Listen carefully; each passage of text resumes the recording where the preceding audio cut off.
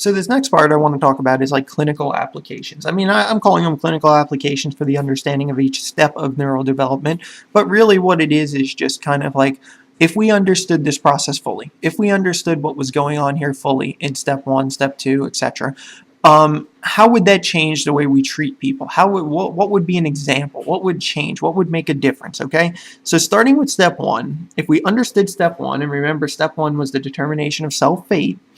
So if we could understand the determination of cell fate, it would allow us to know when a particular neuron, was born, destined to populate a region of the brain is born.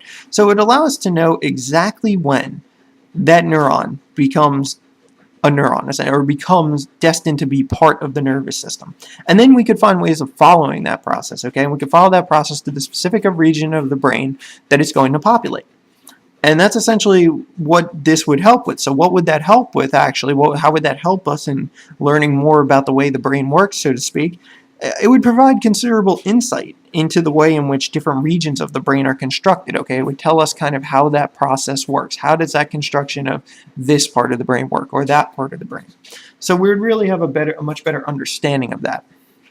And in step 2, and again, what step 2 was, it consisted of 2 parts, and that was cell migration and cell differentiation. So if we could understand cell migration and cell differentiation fully, and if we understood the molecular basis for the cell differentiation, it would provide a complete explanation of how specific neural classes achieve their identity. Okay, so how do these specific neural classes achieve their identity? How does, one type of neuron become that neuron, essentially? And this could potentially allow us to use stem cells, okay? We could take these stem cells that are kind of undifferentiated cells and generate replacements, okay? Replacements for specific classes. We would understand how to make the exact right cell that needs to be replaced, okay? And that would be really useful for anybody with any type of neurodegenerative disease. And now moving on to step 3. So what would happen if we understood step 3? And step 3 is the development of the axon and axon path finding.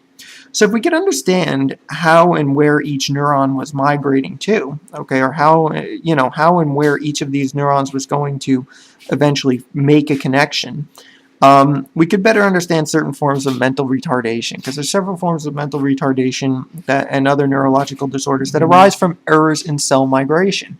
So there's these processes, there's some error in the way this cell migrates, and it doesn't get to the proper location. If it doesn't get to the proper location, then it can't form the synapse, the target tissue can't respond to the action potentials that are being sent, and the information is not being sent to the proper location. So when we move on to step 4, which is the process of synapse formation, if we could understand the process of synapse formation, if we could understand, I'm sorry, my cat's bothering me.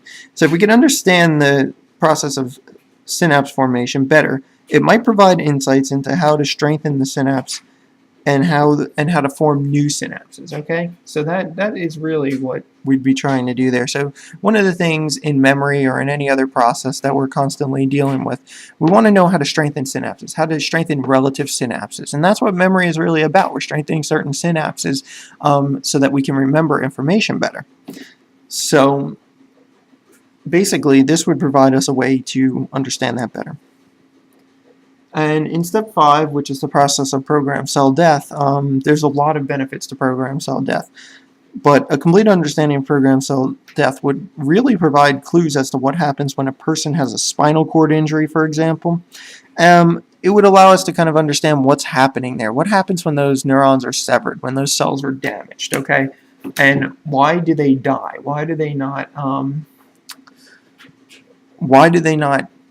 stay alive? Why did they go through this process of programmed cell death? And one of the interesting characters in a lot of this work in these areas was Christopher Reeves, when he had his spinal cord injury, his horseback riding incident.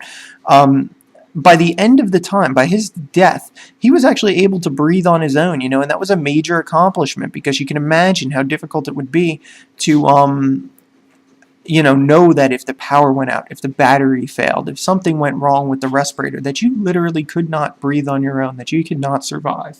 And he really made a lot of contributions to this area of science, and he really kind of used his body as almost like a sort of science project. But one of the things they did was they actually had him exercise. They took him in the pool and such, and they had him actually use his body. You know, they went through the motions essentially of, you know, walking or swimming or whatever with his body. And it actually, by the time he was done, he actually did sort of regenerate a little bit, some of this feeling, some of this, you know, and they were really making some progress, and it was kind of tragic that he died before they could really, you know, fully realize what was going on. So, but, you know, just a tidbit of information, interesting stuff that went on.